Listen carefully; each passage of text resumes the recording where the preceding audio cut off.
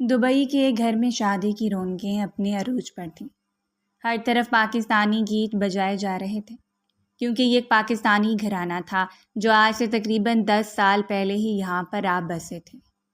ایک مرتبہ میر شاہ زمان علاج کی گھر سے اپنے بیٹے کے ساتھ یہاں پر آئے تو یہیں کے ہو کر رہ گئے۔ علاج کروانے کے بعد پاکستان آئے اور اپنا سارا بزنس سمیٹ کر بیوی بچوں کو لیے دبئی پہنچ گئے، کیونکہ میر شاہ زمان کا سارا خاندان تو پہلے ہی یہاں پر رہتا تھا۔ وہ تو بس اکیلے ہی پاکستان میں رہ رہے تھے، اسی لیے ہی انہیں فیصلہ کرنے میں آسانی ہوئی اور وہ 2-3 ماہ کے اندر ہی اپنا سب کچھ سمیٹ کر یہاں پہنچ گئے۔ یہاں پر بھی آ کے انہوں نے بزنس میں خوب نام کمایا، اسی لیے پاکستان کے ساتھ ساتھ دبئی میں بھی ان کی جان پہچان بڑے بزنس مین کے طور پر ہونے لگی۔ اور آج میر شاہ زمان کے بیٹے کی شادی تھی، اسی لیے ہی سارا گھر پھولوں کی لڑیوں اور چھوٹی چھوٹی لائٹوں سے سجایا گیا تھا اور خوشی کا ماحول تھا۔ مگر میر تبریز اپنے کمرے کا دروازہ بند کیے اپنا بیگ پیک کر رہا تھا، کیونکہ اس کا شادی کا کوئی ارادہ نہ تھا۔ اب تک تو وہ گھر والوں کو انکار کرتا رہا، مگر انہوں نے اس کی کوئی بات نہ سنی اور شادی طے کر دی، تو اسے یہ قدم اٹھانا ہی پڑا۔ وہ جلدی جلدی الماری سے کپڑے نکال کر بیگ میں بھر رہا تھا۔ اس کے چہرے پر غصے کے آثار نمایاں تھے، کیونکہ آج تک اس کی کوئی بات کسی نے بھی نہ مانی تھی، اسی لیے اس نے ٹھان لی تھی کہ وہ واپس پاکستان چلا جائے گا۔ وہ بھی الماری سے کپڑے نکال کر بیگ میں ڈال رہا تھا کہ دروازے پر دستک ہوئی، تو وہ بیگ کو بیڈ کے نیچے پھینکتا الماری بند کرتا دروازہ کھولنے پہنچ گیا۔ وہاں پر اس کی چھوٹی بہن ارمیش کھڑی مسکرا رہی تھی۔ بھائی، آپ ابھی تک تیار نہیں ہوئے؟ ہمیں تھوڑی دیر میں پھپھو کے گھر کے لیے نکلنا ہے۔ وہ اب اپنی پھپھو کے گھر جانے کا ذکر کر رہی تھی، کیونکہ میر تبریز کی شادی اس کی پھپھو ذات سے ہی ہو رہی تھی۔ وہ بھی یہیں دبئی میں ہی رہتے تھے اور آج ان کی مہندی کا فنکشن تھا جو دلہن والوں کے گھر رکھا گیا تھا۔ ان سب کو وہیں پر ہی جانا تھا، مگر کوئی بھی میر تبریز کے ارادوں سے واقف نہ تھا۔ گڑیا، میں 2 منٹ میں آیا، بس نہانے کے لیے ہی جا رہا ہوں۔ اس نے ارمیش کو یہ کہہ کر نیچے بھیج دیا۔ وہ بھی خاموشی سے بھائی کی بات سن کر نیچے آ گئی، کیونکہ سب لوگ تیار ہی تھے اور صرف اس کا ہی انتظار تھا۔ مگر کوئی بھی یہ نہ جانتا تھا کہ وہ تو پاکستان جانے کی تیاری کر رہا ہے۔ وہ بھی نہا کر باہر ہی نکلا تھا کہ ایک مرتبہ پھر سے اس کے دروازے پر دستک ہوئی۔ تبریز بیٹا، اور کتنی دیر ہے تمہیں؟ اس بار مصباح بیگم دروازے پر تھیں، کیونکہ وہ کتنی دیر سے کمرے سے نہ نکلا تھا، اسی لیے انہیں پریشانی ہو رہی تھی، کیونکہ اب مہندی کا فنکشن سٹارٹ ہونے والا تھا۔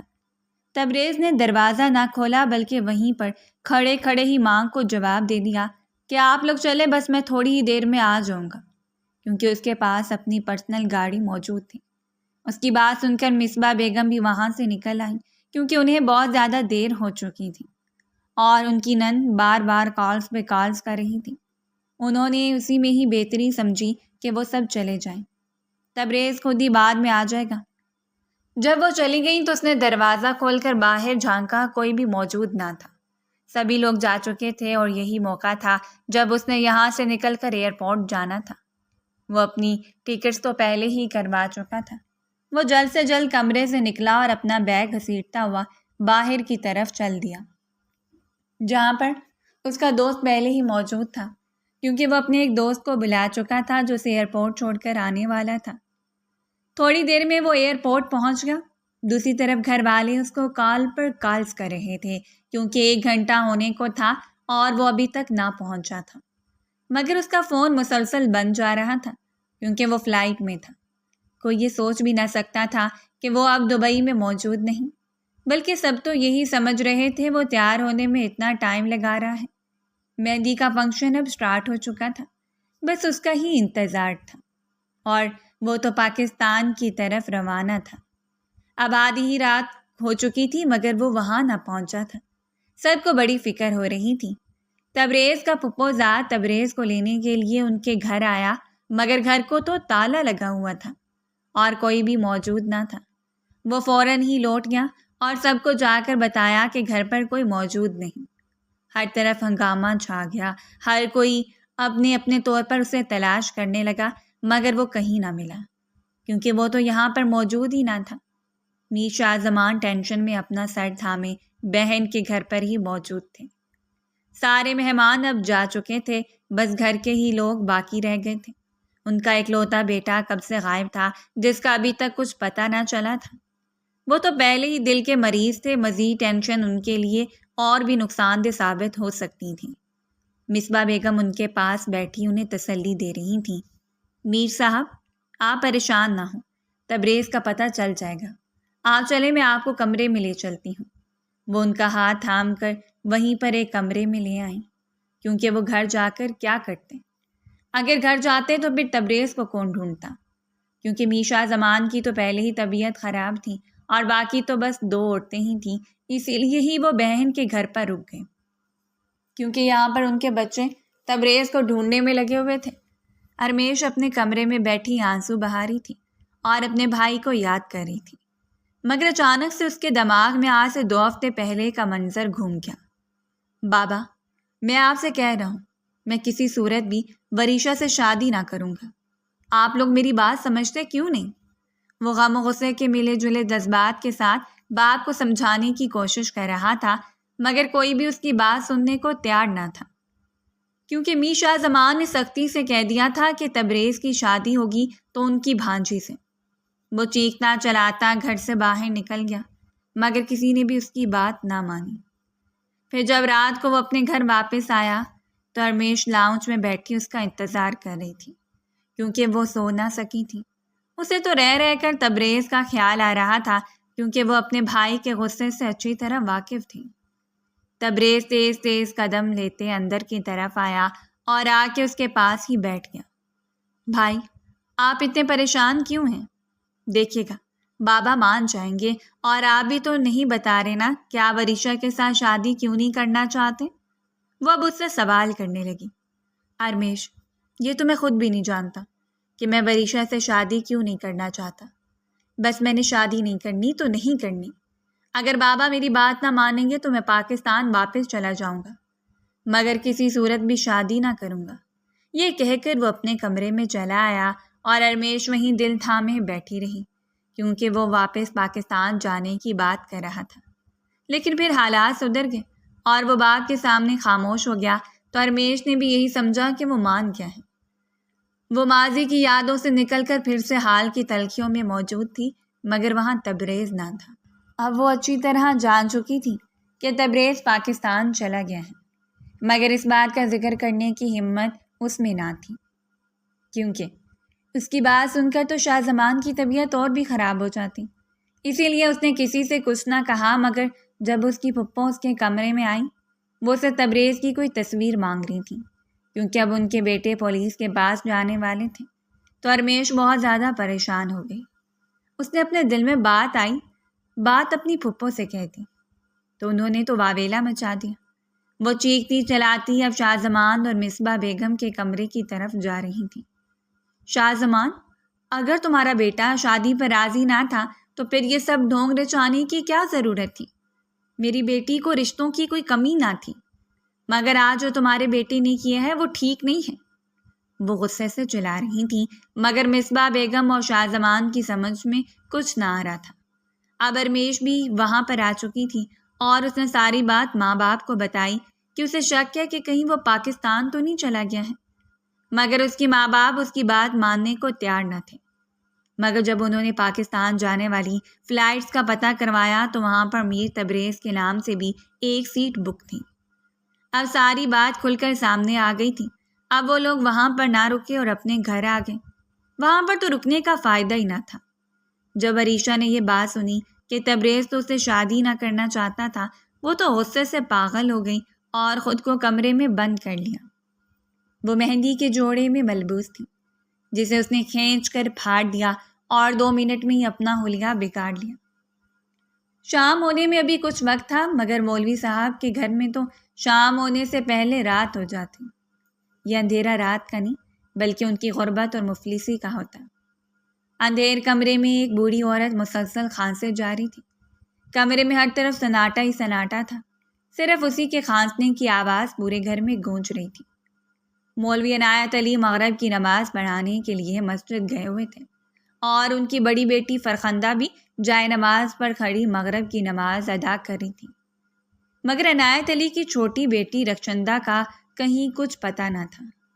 بوڑھی عورت مسلسل کھانسے جا رہی تھی اور ساتھ ساتھ پانی بھی مانگ رہی تھی۔ فرخندہ جلد سے جلد نماز ختم کرنا چاہتی تھی کیونکہ اس کی ماں کی کھانسی اب بڑھتی ہی جا رہی تھی۔ وہ ٹی بی کی مریضہ تھی اور اگر ایک مرتبہ وہ کھانسنا شروع کرتی تو 2-3 گھنٹے ان کی کھانسی جاری رہتی۔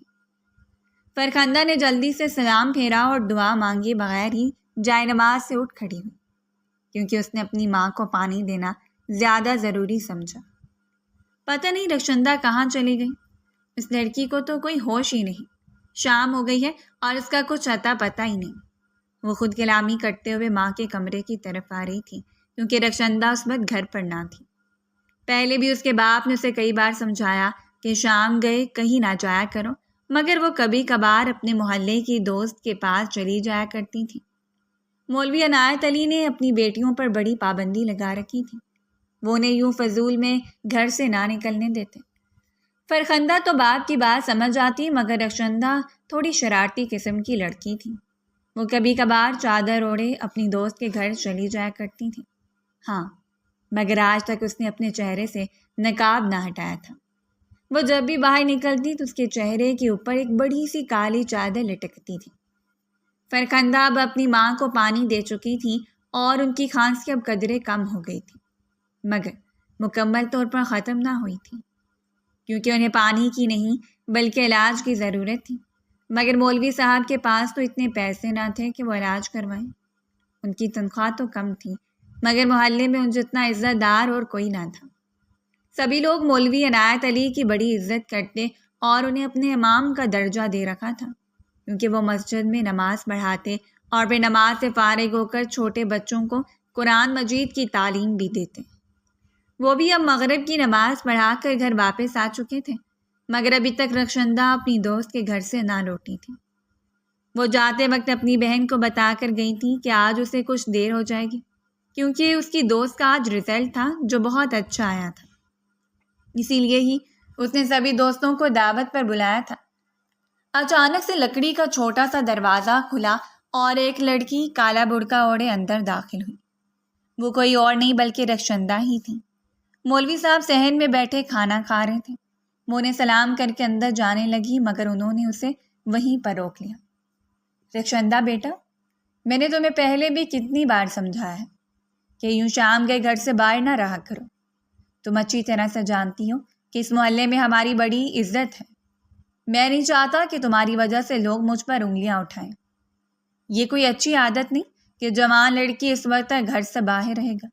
اور وہ بڑے پیار سے رخشندہ کو سمجھانے لگے تھے۔ وہ ایسے ہی تھے، کبھی اپنی بیٹیوں پر غصہ نہ کیا تھا، بلکہ انہیں تو شہزادیوں کی طرح پالا تھا۔ مگر شہزادیاں غربت میں کہاں پلتی ہیں؟ مولوی صاحب تو دل ہی دل میں انہیں اپنی شہزادیاں سمجھتے تھے، مگر ان کا رہن سہن بالکل ہی سادہ تھا۔ ابا جان، میں آپ ہی کو بتا کر گئی تھی کہ مجھے ذرا دیر ہو جائے گی۔ میں اپنی دوست کے گھر دعوت پر گئی تھی، 2 گھر چھوڑ کے ہی تو اس کا گھر ہے۔ رخشندہ نے فوراً سے باپ کی بات کا جواب دیا۔ وہ فرخندہ کی نسبت ذرا منہ پھٹتی، مگر ہمیشہ ایک حد میں رہ کر ہی بات کرتی۔ بیٹی کا جواب سن کر مولوی عنایت علی بھی خاموش ہو گئے، کیونکہ انہیں اپنی تربیت پر پورا یقین تھا۔ انہیں ان کی بیٹیاں اپنی جان سے بھی زیادہ عزیز تھیں۔ انہوں نے آگے سے کچھ بات نہ کی اور رخشندہ کو جانے کا کہہ دیا۔ وہ اندر آئی تو فرخندہ اس کی کلاس لینا شروع ہو گئی۔ یہ بھی کوئی وقت ہے گھر لوٹنے کا؟ اس نے غصے سے کہا۔ آپی، میں آپ کو بتا کر تو گئی تھی، میں اپنی دوست کے یہاں جا رہی ہوں، مگر آپ لوگ تو چاہتے ہی نہیں کہ میں گھر سے باہر نکلوں۔ پہلے آپ لوگوں نے میری پڑھائی بند کروا دی، میری ساری دوستیں کالج جاتی ہیں مگر میرے سوا، اور اب میں دوسری گلی میں اپنی دوست کے گھر تک بھی نہیں جا سکتی۔ وہ تو روحان سی ہونے لگی تھی، کیونکہ کچھ ماہ پہلے ہی اس نے FSC کے امتحانات دیے تھے اور وہ بڑے اچھے نمبروں سے پاس بھی ہو گئی تھی، مگر مولوی صاحب نے اسے آگے نہ پڑھنے دیا کیونکہ وہ یونیورسٹی کے اخراجات برداشت نہ کر سکتے تھے۔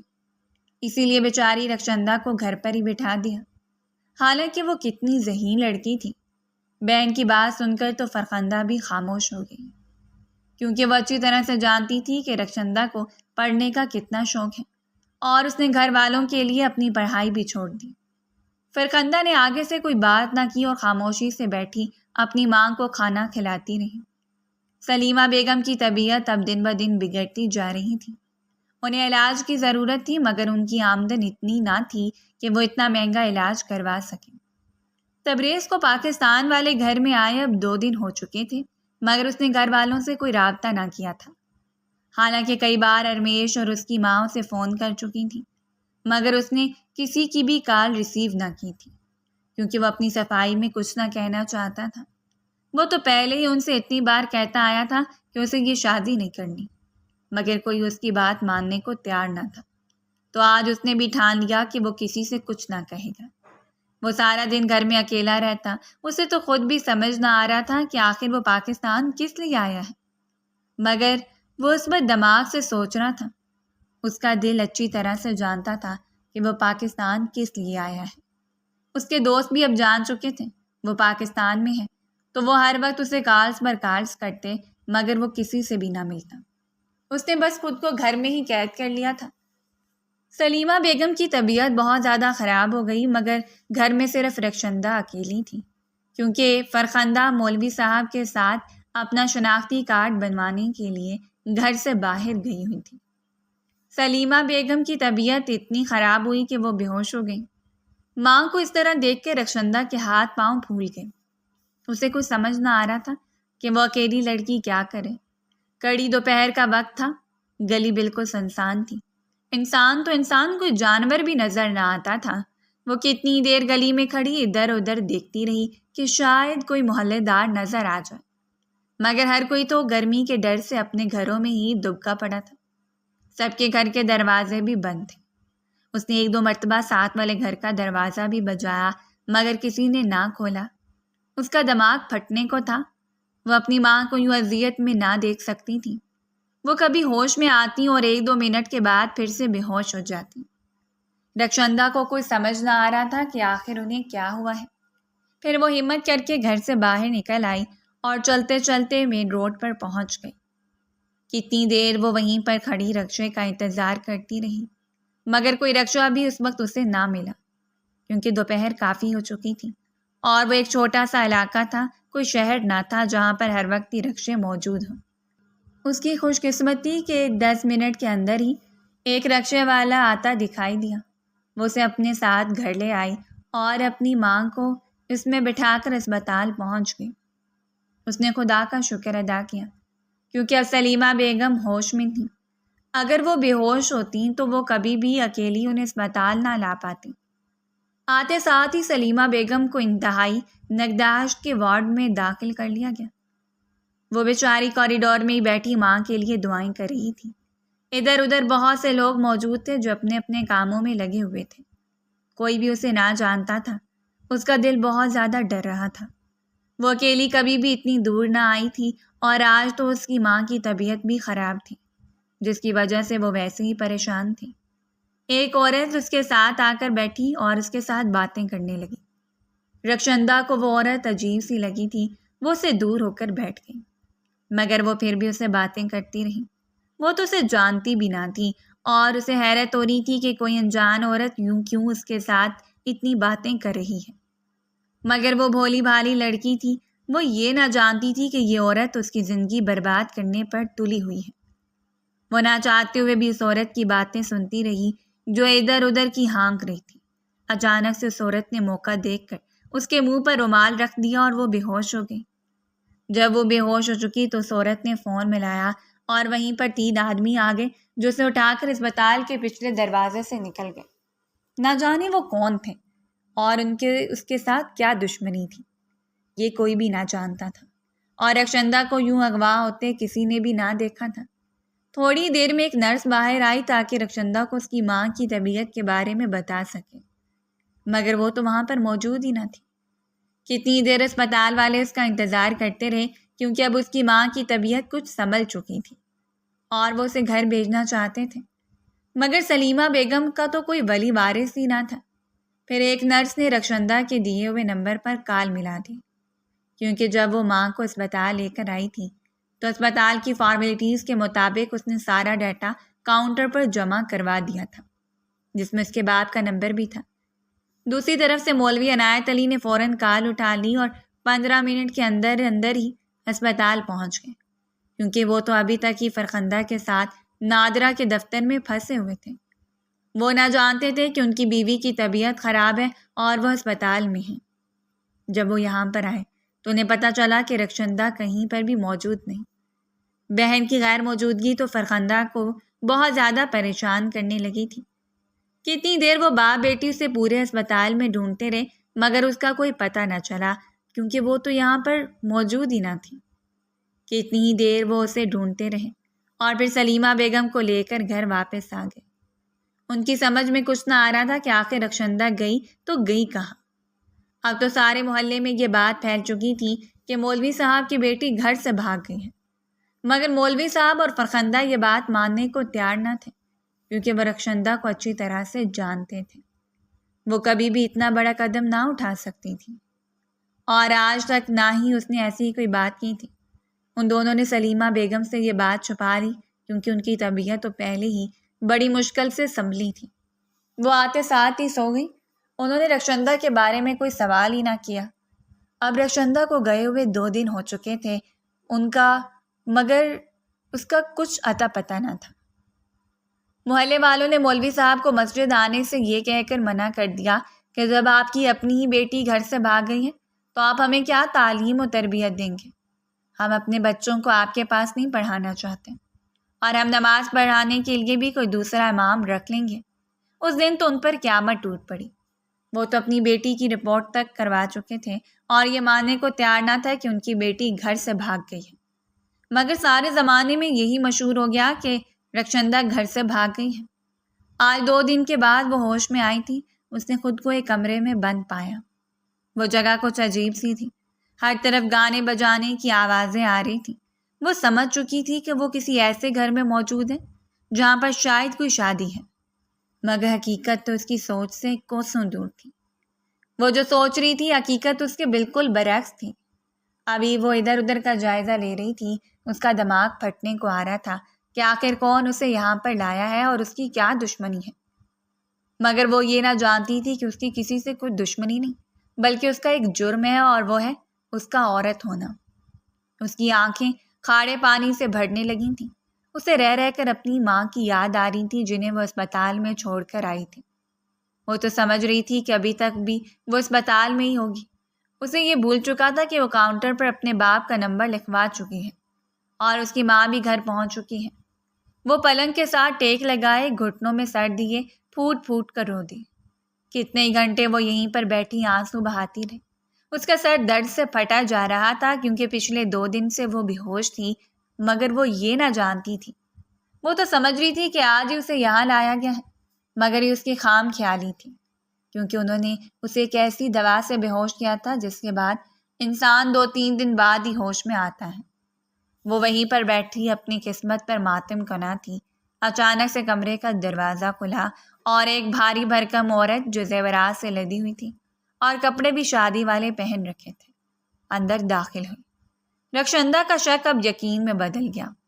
وہ سمجھ گئی کہ وہ کسی ایسے گھر میں ہے جہاں پر شادی ہو رہی ہے، مگر جب اس عورت نے آ کر اس سے بات کی تو اس کا دماغ ہی پھٹ گیا۔ وہ کسی گھر میں نہیں بلکہ ایک کوٹھے پر موجود تھی۔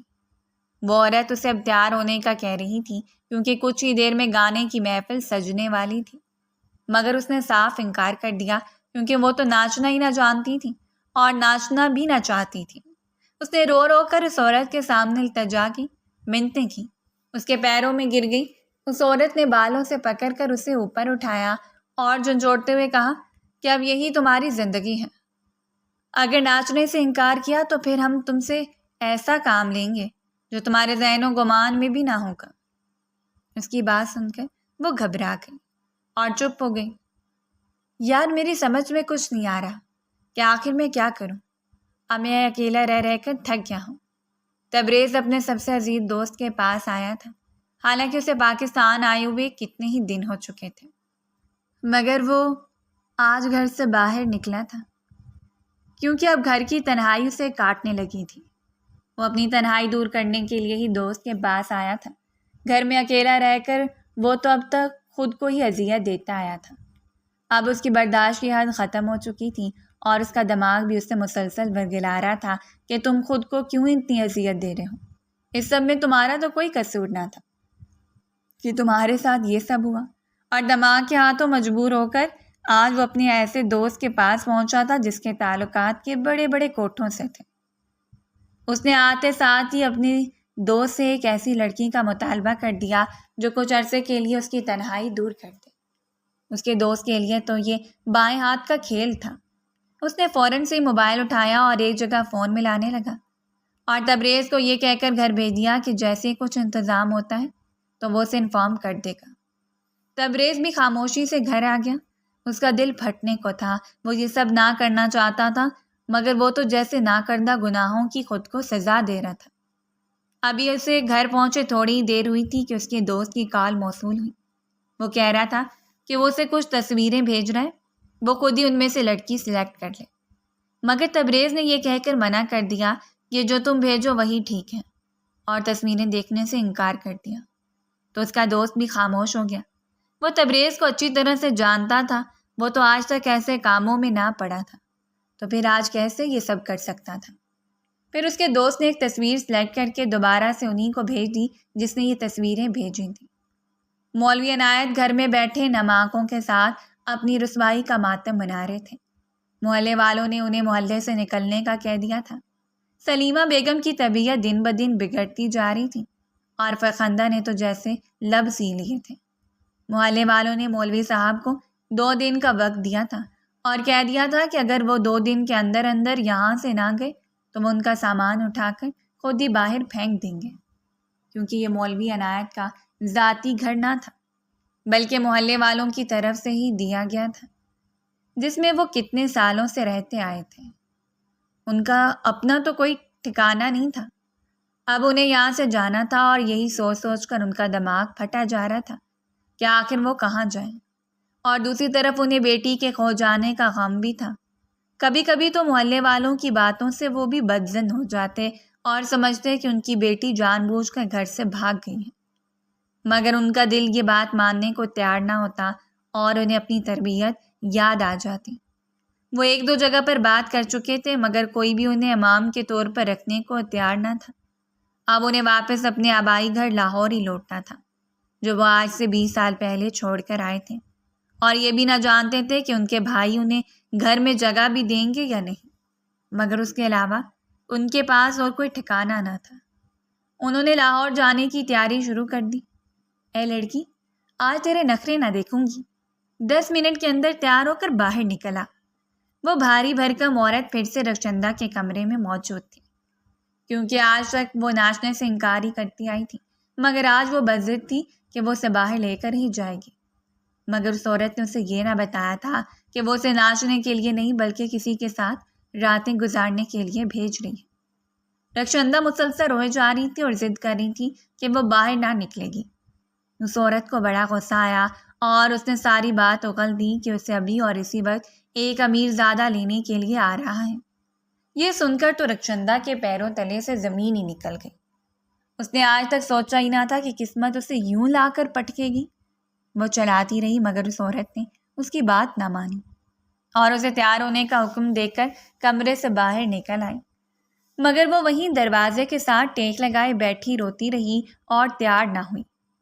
15 منٹ کے بعد پھر سے وہ عورت اندر آئی تو اس کا دماغ گھوم گیا، کیونکہ وہ ویسی کی ویسی بیٹھی تھی۔ وہ سیدھا سے کپڑوں میں اور بالکل بھی تیار نہ ہوئی تھی۔ ارے کلموہی، تو اب تک تیار کیوں نہیں ہوئی؟ ملک صاحب باہر ہی موجود ہیں، اگر تجھے اس حالت میں دیکھیں گے تو تجھے ساتھ لے جانے سے انکار کر دیں گے۔ وہ اسے گھسیٹتی شیشے کے سامنے لا چکی تھی اور اس کا حلیہ درست کرنے لگی، مگر اس کی آنکھوں سے مسلسل آنسو بہہ رہے تھے اور اپنے ساتھ ساتھ چہرے پر لگا میک اپ بھی بہا کر لے جا رہے تھے۔ اس کا دل پھٹنے کو تھا۔ اسے اپنی سانسیں رکتی ہوئی محسوس ہو رہی تھیں۔ وہ تو سوچ بھی نہیں سکتی تھی کہ وہ اس طرح ایک کوٹھے پر آئے گی اور اسے یہ سب کرنا پڑے گا۔ اس نے سوچ لیا تھا کہ وہ مر تو جائے گی مگر یہ واحد کام کبھی نہ کرے گی۔ تھوڑی دیر کے اندر ہی وہ عورت جو شاید کوٹھے کی مالکن تھی اسے تیار کر کے ملک کے حوالے کر چکی تھی۔ وہ ملک کوئی اور نہیں بلکہ تبریز کا ہی دوست تھا، جو اسے لے کر فوراً ہی تبریز کے فارم ہاؤس پر پہنچ گیا۔ رخشندہ نے خود کو ایک بڑی سی چادر میں لپیٹ رکھا تھا اور چہرے پر نقاب ڈال رکھا تھا۔ اس کا دوست اسے یوں لپٹا دیکھ کر طنزاً مسکرایا تھا کہ یہ ایک کیسی لڑکی ہے، آئی تو ایک گندگی سے ہے اور اب کیسے پاکیزہ بن رہی ہے۔ مگر اسے سب سے کوئی لینا دینا نہ تھا، وہ اسے وہاں پر چھوڑ کر واپس آ گیا۔ اس وقت تبریز اپنے فارم ہاؤس پر موجود نہ تھا، مگر اس نے ملازم سے کہہ دیا تھا کہ اگر ملک صاحب کسی کو چھوڑنے کے لیے آئیں تو انہیں ایک کمرے میں بٹھا دینا اور سخت پہرا دینا کہ وہ یہاں سے نکل نہ پائے۔ ان کے ملازم نے اس کی ہدایت پر عمل کیا اور رخشندہ کو ایک کمرے میں بند کر دیا۔ اب تقریباً رات ہو چکی تھی اور تبریز اپنے فارم ہاؤس میں رہ چکا تھا، مگر وہ اس کے کمرے میں نہ پہنچا تھا۔ وہ بیٹھا کھانا کھا رہا تھا کہ اس کے ملازم نے آ کر اسے ساری بات بتا دی کہ کچھ وقت پہلے ہی ملک صاحب ایک لڑکی کو چھوڑ کر گئے تھے۔ یہ سن کر وہ خاموشی سے کھانا کھاتا رہا، کیونکہ اس کا ضمیر اسے یہ گوارا نہ کر رہا تھا کہ وہ ایک غیر محرم لڑکی کو چھوئے بھی، مگر وہ تو خود کو اذیت دینا چاہتا تھا، اسی لیے جلدی جلدی کھانا کھا کر اس کے کمرے میں پہنچ گیا۔ مگر یہ دیکھ کر حیران رہ گیا کہ وہ تو زمین پر بیٹھی چہرے پر نقاب ڈالے آنسو بہا رہی ہوں۔ اس کے آنسوؤں سے نقاب بالکل تر ہو چکا تھا، مگر کمرے میں اکیلا ہونے کے باوجود بھی اس نے چہرے سے نقاب نہ ہٹایا تھا۔ اسے اندر آتا دیکھ کر وہ منتیں کرنے لگی، خدا کا واسطہ ہے مجھے جانے دو۔ وہ کمرے کے کونے میں چادر سے چہرہ ڈھانپے کانپتے ہوئے بولی تھی، مگر میر تبریز نے اس کی کسی بات پر توجہ نہ دی اور خاموشی سے آ کر پاس پڑی ایک کرسی پر بیٹھ گیا اور جیب سے سگار نکال کر سلگانے لگا۔ وہ لمبے لمبے کش بھرتا اس لڑکی کو دیکھ رہا تھا جو بہت زیادہ گھبرائی ہوئی تھی۔ وہ ابھی تک اس کی شکل نہ دیکھ پایا تھا کیونکہ وہ اپنے چہرے پر نقاب اوڑھے ہوئے تھی۔ آج تک کتنے مردوں کے ساتھ رات گزاری ہے؟ وہ طنزیہ لہجے کے ساتھ کہنے لگا۔ اس کی بات سن کر تو رخشندہ کے رونگٹے کھڑے ہو گئے۔ اس نے تو آج تک ایسی باتیں سنی بھی نہ تھیں، کرنا تو دور کی بات۔ وہ تو اس کے سوال پر کانپ اٹھی تھی۔ اسے رہ رہ کر اس امیر زادے پر غصہ آ رہا تھا۔ وہ دل ہی دل میں سوچ رہی تھی کہ انہی کی وجہ سے اس جیسی معصوم لڑکیاں کوٹوں تک لائی جاتی ہیں۔ میر تبریز نے اپنا سوال پھر سے دہرایا تو وہ گھبراتے ہوئے جواب دے گئی کہ کسی کے ساتھ نہیں، میں ایسی ویسی لڑکی نہیں ہوں، میرا باپ مولوی ہے۔ وہ روتے ہوئے بولی تو میر تبریز کو اور بھی زیادہ غصہ آ گیا، کیونکہ اسے عورتوں کی پاکیزگی کے ڈھونگ سے نفرت تھی۔ وہ اپنی جگہ سے اٹھا اور سختی کے ساتھ اس کے چہرے سے نقاب ہٹا دیا تو اسے دیکھ کر مبہوت رہ گیا۔ یہ تو وہی لڑکی تھی جس کی ایک شکل دیکھ کر وہ اس کا دیوانہ ہو گیا تھا اور ہر ایک 2 ماہ میں ہی پاکستان کا چکر لگاتا، صرف اور صرف اسے دیکھنے کے لیے۔ مگر وہ اسے پھر کہیں بھی نظر نہ آئی تھی۔ وہ یہ نہ جانتا تھا کہ آج اسے قسمت یوں اس لڑکی سے ملا دے گی، اور وہ بھی ایک رقاصہ کی صورت میں۔ اس کا دل بے اختیار دھڑکا تھا۔ اس کی وجہ سے ہی تو اس نے اپنی پھپھوزاد سے شادی پر انکار کیا تھا، مگر آج تک وہ اسے ڈھونڈ نہ پایا تھا کیونکہ اس نے صرف ایک بار ہی اسے ایک عورت کے ساتھ بازار میں دیکھا تھا جو آج سے 3 سال پہلے کا واقعہ ہے۔ اس کے بعد وہ اسے ہر جگہ تلاش کرتا رہا مگر وہ پھر کہیں نہیں دکھی اور اس کے دل میں دھاک لگا کر بیٹھ گئی۔ اس کی وجہ سے آج تک وہ کسی لڑکی کی طرف نگاہ اٹھا کر بھی نہ دیکھ پایا کیونکہ وہ اس کے دل میں بس چکی تھی، حالانکہ وہ جانتا تھا کہ وہ اسے کبھی بھی نہ ڈھونڈ پائے گا کیونکہ وہ تو اس کا نام پتہ تک بھی نہ جانتا تھا۔ مگر پھر بھی وہ خود کو اذیت دیتا اور اپنی زندگی میں آگے نہ بڑھا تھا۔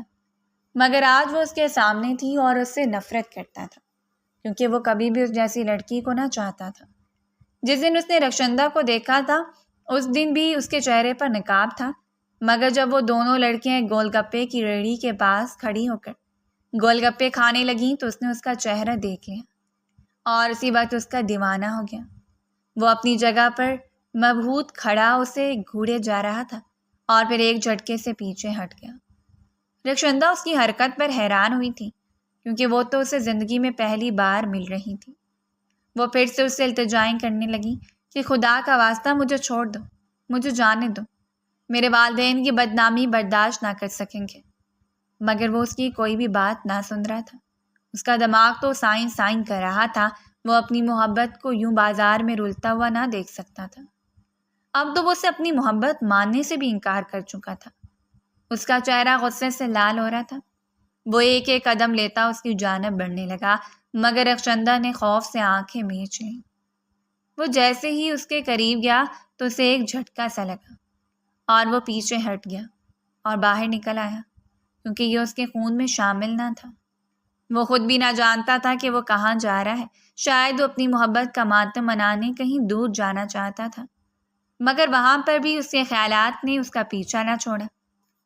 2 دن اس نے فارم ہاؤس پر کوئی چکر نہ لگایا۔ جب تیسرے دن آیا تو ملازم نے اسے بتایا کہ وہ لڑکی تو کھانا پینا ہی نہیں کرتی۔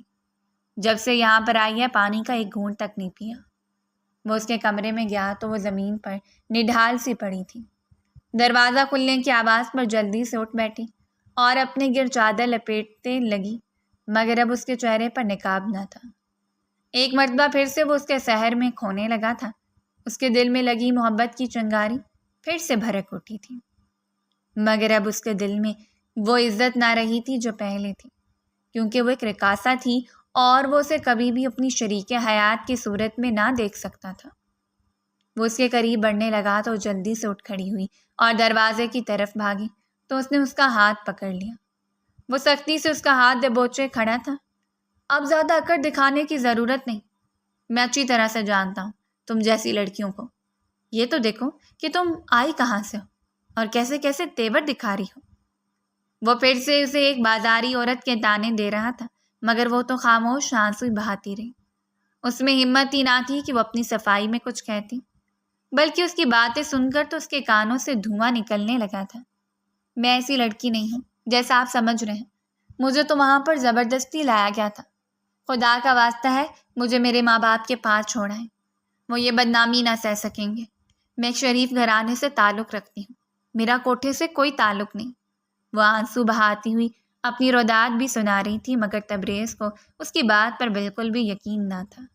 وہ اب اس کا ہاتھ چھوڑ چکا تھا اور وہ دور کمرے میں ایک کونے پہ جا کر کھڑی ہو گئی تھی۔ وہ ایک ایک قدم لیتا اس کی جانب بڑھنے لگا۔ اسے اپنی طرف آتا دیکھ کر وہ بہت زیادہ گھبرا گئی اور ہچکیوں کے ساتھ رونے لگی، مگر اس کے رونے کا اس پر کوئی اثر نہ ہوا۔ اب بالکل ہی وہ اس کے قریب جا چکا تھا اور دونوں کندھوں سے اسے دبوچ چکا تھا۔ جلدی سے اس نے ٹیبل پر پڑے گلدان کو اٹھایا اور اس کے سر میں دے مارا۔ وہ ایک بھاری بھرکم گلدان تھا جس سے اس کا سر پھٹ گیا۔ اس کے ماتھے سے خون کے پھوارے چھوٹ رہے تھے۔ وہ غصے سے اس لڑکی کو گھورنے لگا اور پھر اپنے ماتھے پر ہاتھ رکھتا باہر ہی نکل آیا تھا، مگر اس نے سوچ لیا تھا کہ وہ بینڈیج کرنے کے بعد پھر سے اس کے پاس آئے گا۔ آخر اس 2 ٹکے کی لڑکی کی ہمت کیسے ہوئی اس پر حملہ کرنے کی؟ وہ دوسرے کمرے میں آ بیٹھا تھا۔ اس کا سر بری طرح سے پھٹا تھا۔ وہ خود ہی آرام سے اس پر بینڈیج لگا رہا تھا۔ اسے بہت زیادہ جلن محسوس ہو رہی تھی۔ جیسے جیسے جلن بڑھتی گئی اس کا غصہ بھی بڑھتا گیا، مگر جب وہ بینڈیج کر چکا تو اس کی ہمت ہی ٹوٹ چکی تھی اور وہ اپنے کمرے میں ہی سو گیا اور سوچ لیا کہ کل صبح اس لڑکی سے نپٹے گا۔ مگر وہ صبح بھی اس کے پاس نہ جا سکا، کیونکہ صبح صبح ہی اسے اپنے باپ کی کال موصول ہوئی۔ وہ اسے کسی کام سے لاہور بھیجنا چاہتے تھے۔ اب وہ اپنے ماں باپ کے ساتھ بات کرنے لگ گیا تھا۔ اس کے ماں باپ اب بھی سے ناراض تھے، مگر اب وہ کچھ نہ کر سکتے تھے۔ بیٹے کی ضد کے آگے مجبور ہو کر وہ ہار مان گئے اور اسے اس کے حال پر ہی چھوڑ دیا۔ اب شاہ زمان نے دبئی کے ساتھ ساتھ پاکستان میں بھی بزنس شروع کر دیا تھا، کیونکہ میر تبریز نے صاف انکار کر دیا تھا کہ وہ دوبارہ کبھی بھی دبئی نہ آئے گا۔ اسی لیے وہ یہاں پر بزنس سیٹل کرنا چاہتے تھے، کیونکہ یہاں کا بزنس اب تبریز نے سنبھالنا تھا۔ وہ 2 دن کے لیے لاہور چلا گیا اور جب واپس آیا تو اسے رخشندہ کا خیال آیا۔ آتے ساتھ ہی وہ اس کے کمرے میں گھس گیا، مگر وہ تو جائے نماز پہ بیٹھی نماز پڑھ رہی تھی۔ اسے یوں نماز پڑھتا دیکھ کر وہ ٹھٹک گیا۔ آخر اس جیسی بازاری لڑکی کیسے اپنے رب سے اتنا قریب ہو سکتی ہے؟ وہ کتنی دیر اسے وہیں پر نماز پڑھتا دیکھتا رہا۔ جب وہ نماز پڑھ چکی تو اس کی طرف دیکھ کر گھبرا گئی، کیونکہ وہ نہ جانتی تھی کہ وہ کمرے میں موجود ہے۔ اس نے خود کو پھر سے ایک بڑی سی چادر میں لپیٹ لیا اور ایک کونے میں جا کر بیٹھ گئی۔ اس کی آنکھوں میں التجا تھی۔ ایک مرتبہ پھر سے تبریز اس کی جانب بڑھنے لگا تھا، مگر اس نے دونوں ہاتھ جوڑ کر اس کی منتیں شروع کر دیں تو وہ بھی گھبرا کر پیچھے ہو گیا، کیونکہ وہ لڑکی سے کچھ عجیب سی محسوس ہوئی تھی۔ وہ کچھ کیے بغیر ہی کمرے سے باہر نکل آیا۔ اس کا دماغ پھٹنے کو تھا۔ وہ تو اسے ایک بازاری لڑکی کے طور پر جان چکا تھا، مگر اس کا دل ابھی یہ بات ماننے پر تیار نہ تھا کہ وہ کوئی بازاری لڑکی ہے، کیونکہ اگر وہ پیشہ ورانہ طور پر یہ کام کرتی ہوتی تو اتنے دن سے اسے یوں روک نہ رہی ہوتی۔ وہ تو جب بھی اس کے پاس جانے کی کوشش کرتا وہ اسے دور کر دیتی یا اس پر حملہ کر دیتی۔ میر تبریز کا دماغ پھٹنے کو تھا کہ آخر یہ ایک ایسا راز ہے جو وہ اب تک نہیں سلجھا پایا۔ اب اس کا دل اسے مجبور کر رہا تھا کہ وہ اس لڑکی کی کہانی سنے۔ وہ دل کے ہاتھوں مجبور ہو کر پھر سے اس کے کمرے میں آ بیٹھا اور بڑے پیار سے اس سے پوچھنے لگا کہ وہ کوٹھے تک کیسے پہنچی۔ رخشندہ نے رو رو کر ساری کہانی سنا دی کہ کیسے وہ اسپتال سے اغوا کی گئی اور کوٹھے پر پہنچا دی گئی۔ تبریز کو بھی اس کی سچائی پر یقین آ گیا، کیونکہ آج تک وہ یہی دیکھتا آیا تھا کہ وہ لڑکیوں سے کوسوں دور بھاگتی ہے۔ وہ تو آج تک نظر اٹھا کر اسے دیکھ بھی نہ پائی تھی، اور یہ ایک پاکیزہ اور پاک لڑکی کی ہی نشانی تھی۔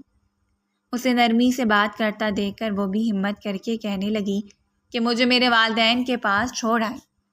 تبریز نے اسے اپنی طرف کی بھی ساری کہانی سنا ڈالی کہ وہ کتنے سالوں سے اسے ڈھونڈ رہا تھا، اور جب اسے نہ ملی تو وہ خود کو اذیت دینا چاہتا تھا، اسی لیے ہی اپنے دوست کے ذریعے کوٹے سے ایک لڑکی منگوانے کا کہہ دیا۔ یہ سن کر تو رخشندہ کو یقین ہی نہ آیا کہ کوئی اس کی ایک جھلک کا بھی دیوانہ ہو سکتا ہے۔ تبریز نے اسے نکاح کی پیشکش کر دی، مگر رخشندہ نے کوئی جواب نہ دیا۔ اب وہ بھی یہ سوچنے پر مجبور ہو گئی کہ یہ کوئی شریف زادہ ہی ہے، کیونکہ وہ کتنے دن سے اس کے فارم ہاؤس پر قید تھی، مگر آج تک اس نے اس کی عزت نہ لوٹی تھی۔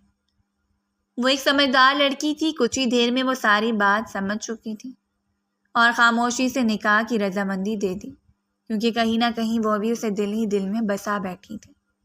2 دن کے اندر ہی ان کا نکاح ہو گیا، اور نکاح کے اگلے دن ہی وہ تبریز کے ساتھ محلے آئی تھی، مگر یہاں پر آ کر اسے پتہ چلا کہ اس کے والدین تو اپنے آبائی گھر لاہور چلے گئے ہیں۔ اسے دیکھ کر محلے والے بتانے لگے کہ اب آ گئی ہو اپنے عاشق کے ساتھ۔ اس نے سب کو اصلیت بتائی تو سب منہ میں انگلیاں دبائے رہ گئے، کیونکہ کہیں نہ کہیں وہ بھی جانتے تھے کہ رخشندہ ایسا قدم نہیں اٹھا سکتی۔ وہ گھر نہ گئے بلکہ سیدھا لاہور ہی آ گئے۔ اسے اپنے آبائی گھر کے بارے میں معلوم تھا۔ وہ وہاں پر آئے تو اسے معلوم ہوا کہ کچھ روز پہلے ہی اس کی ماں اس دنیا سے چل بسی ہے۔ مولوی عنایت علی اور فرخندہ اسے دیکھ کر حیران رہ گئے، کیونکہ اب تو اس کے آنے کی امید ہی چھوڑ بیٹھے تھے۔ جب رخشندہ نے اپنی ساری کہانی بتائی تو ان کی آنکھوں سے آنسو نکل آئے، کیونکہ اب تک تو وہ بھی یقین کر چکے تھے کہ ان کی بیٹی گھر سے بھاگ گئی ہے، مگر ان کا دل یہ بات ماننے کو تیار نہ تھا۔ اب سارا معاملہ سلجھ چکا تھا، اور سب سے بڑھ کر میر تبریز اپنی کھوئی ہوئی محبت کو حاصل کر چکا تھا۔ رخشندہ بھی اس کی قربت میں خوش رہنے لگی تھی، بلکہ وہ تو اپنی قسمت پر رشک کرنے لگی تھی، کیونکہ اس نے تو کبھی خوابوں خیالوں میں بھی اس جیسے شخص کو ہمسفر کے طور پر نہ دیکھا تھا۔